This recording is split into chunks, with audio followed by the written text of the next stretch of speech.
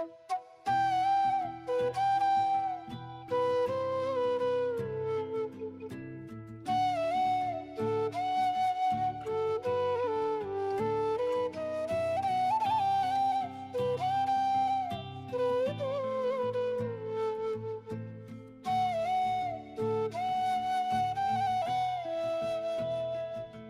রাতে কেমন আছো সবাই? আশা করি ভালো আছো, আমিও ভালো আছি।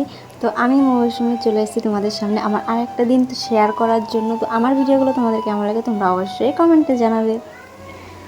আজকে আমি একটু সকাল সকাল সব কিছু করার চেষ্টা করছি, কারণ কি বলো তো, এখনও কিন্তু একাদশী রয়েছে, মানে পাণ্ডবা একাদশী ছাড়বে হচ্ছে 9টা 45-এ। আমি কালকেও সারাদিন কিচ্ছু খাইনি, আর এখনও পর্যন্ত কিছু খাইনি। 9টা 45-এ ছাড়বে, তারপরে কিছু একটা খেয়ে নেব। আর এখন আমি হচ্ছে পুজোর জন্য থালা বাসন মেজে নিচ্ছি।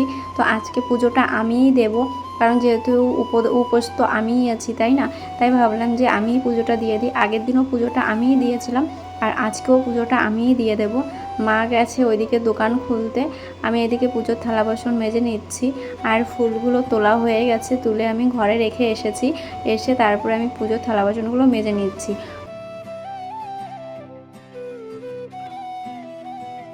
তারপরে চলে এসেছি এখানে তুলসী মন্দির মুছতে। আর তুলসী মন্দিরটা মুছে আজকে আর জল দেব না তুলসী মন্দিরে। তবে কি বলো তো, মা বলেছে যে আজকে দিতে হবে না জল, তার জন্য আমি আর আজকে জল দিচ্ছি না। আমি শুধু মুছে নিয়ে যাব, তারপরে গিয়ে পুজো দেব। পুজো দেওয়ার পরে আবার অনেক কাজ আছে, সেগুলোও সারতে হবে।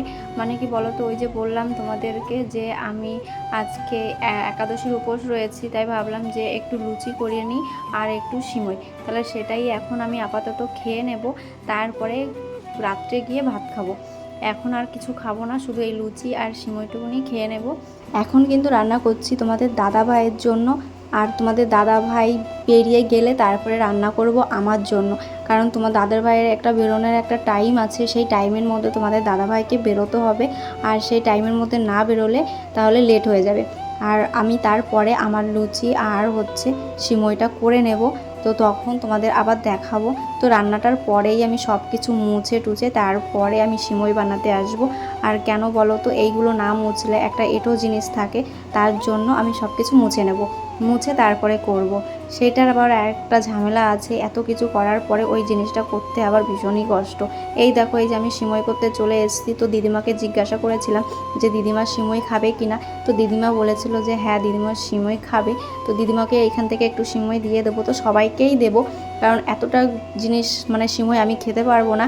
কারণ বলো তো, কারণ উপোস করে আছি, আর উপোসের মধ্যে এত মিষ্টি জিনিস আর তেলের জিনিস খাওয়া যাবে না, আর গা গুলাবে।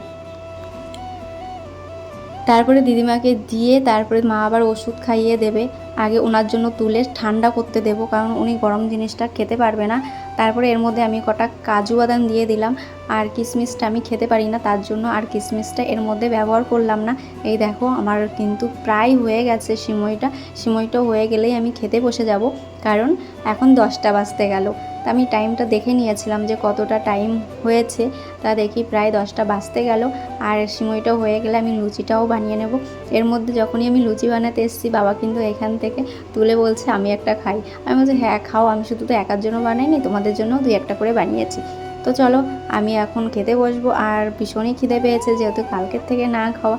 কেমন খিদে পেতে পারে তোমরা একটু বলো। ভীষণই খিদে পেয়ে গেছিলো, কারণ ফার্স্ট টাইম আমি একাদশী পালন করলাম।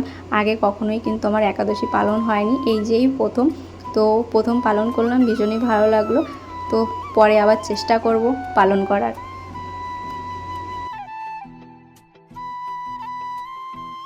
আর এই দেখো বাবা এটা কি বানিয়েছে, বাবা বানিয়েছে একটা চালা মতো। কারণ সামনেই তো শ্রাবণ মাস, মেলা শুরু হওয়ার সময় চলে এসছে। আর এই চালাটা আমাদের দোকানের সামনে দেবে, তার জন্য এই চালাটা বানিয়ে রেখেছে। তারপরে আমরা রাত্রিবেলা চলে এসেছিলাম একটা বাড়িতে, যেহেতু আজকে শনিবার বড় ঠাকুরের পুজো, তাই আমরা প্রসাদ খেতে এসেছিলাম। তো চলো আজকের ভিডিওটা এই পর্যন্তই। ভিডিওটা কেমন লাগলো অবশ্যই কমেন্টে জানাবে। আর যারা এখনও পর্যন্ত আমার চ্যানেলটাকে সাবস্ক্রাইব করেনি, সাবস্ক্রাইব করে